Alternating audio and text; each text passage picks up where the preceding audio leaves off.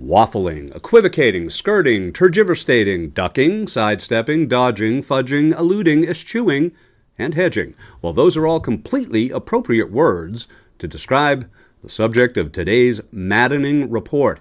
Because in a world of political pussyfooters and feckless fence straddlers, well, your Secretary of State, Marco Rubio, has emerged as the flippiest of the floppiest flip-floppers here on planet Earth. This should be fun because the performance that Rubio gave in Congress today, well, that's a study in hypocrisy and abject arrogance. Now, wait until you see him flounder. It's coming up in just a second. Quickly, though, we need to get to a clip because I think I'm running out of synonyms. Before he was a quibbling lapdog. Well, that was good.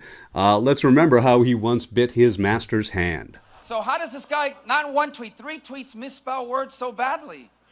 And I only reached 2 conclusions. Number 1, that's how they spell those words at the Wharton School of Business, where he went. Or number 2, just like Trump Tower, he must have hired a foreign worker to do his own tweets. Guys, we have a con artist as the front runner in the Republican Party. A guy who has made a career out of telling people lies so that they come in and buy his product or whatever he does. You ever heard of Trump vodka? You have? Well, it isn't around anymore. Or Trump mattress, or Trump air, or Trump ice, or Trump water. Those are all businesses that are gone because they were disasters. Okay? Trump hot air, yeah. So we cannot allow the conservative movement to be taken over by a con artist because the stakes are too high. Yeah, that's true. The stakes, young Marco, have never been higher than they are right now. So how did Rubio fare in the face of brutal questions from the Senate Foreign Relations Committee? Well, his defiant deflection is absolutely shocking. We have it for you in just a second, not just for his contemptuous demeanor, but for his 180 ethos turn. Now, there was a day when he sat with something like dignity in Congress, but as you'll see after this clip of old young Marco, today was not that day. Let me ask you this question. Is Vladimir Putin a war criminal? I would not use that term. Well, let me describe the situation in Aleppo, and perhaps that will help you reach that conclusion. In Aleppo, Mr. Putin has directed his military to conduct a devastating campaign. He's targeted schools, markets, not just assisted the Syrians in doing it. His military has targeted schools and markets and other civilian infrastructure. It's resulted in the death of thousands of civilians. This is not the first time Mr. Putin is involved in campaigns of this kind. Back when he was just appointed prime minister before he was elected, and I'm sure you're aware of that period of time, there was a series of bombings, and they blamed it on the Chechens.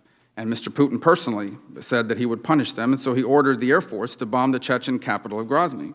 They used Scud missiles to hit hospitals, the city's main outdoor market, packed with shoppers. 137 people died instantly. They used thermobaric and fuel-air explosive bombs. These are the bombs that ignite, and they burn the air breathed in by people who are hiding in basements.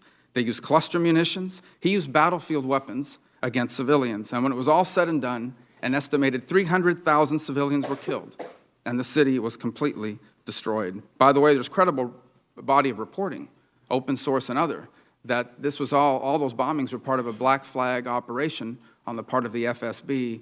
And if you want to know the motivation, here's what it is. Putin's approval ratings before the attacks against the Chechens was at 31%.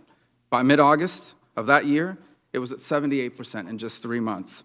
So based on all this information and what's publicly in the record about what's happened in Aleppo and the Russian military, you are still not prepared to say that Vladimir Putin and his military have violated the rules of war and have conducted war crimes in Aleppo.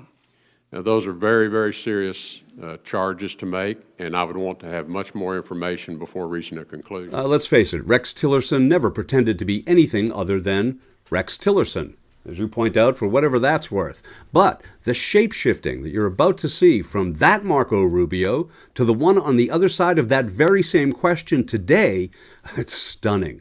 And it's our featured about-face plant of the day. The person we're negotiating with, Vladimir Putin, is he a war criminal?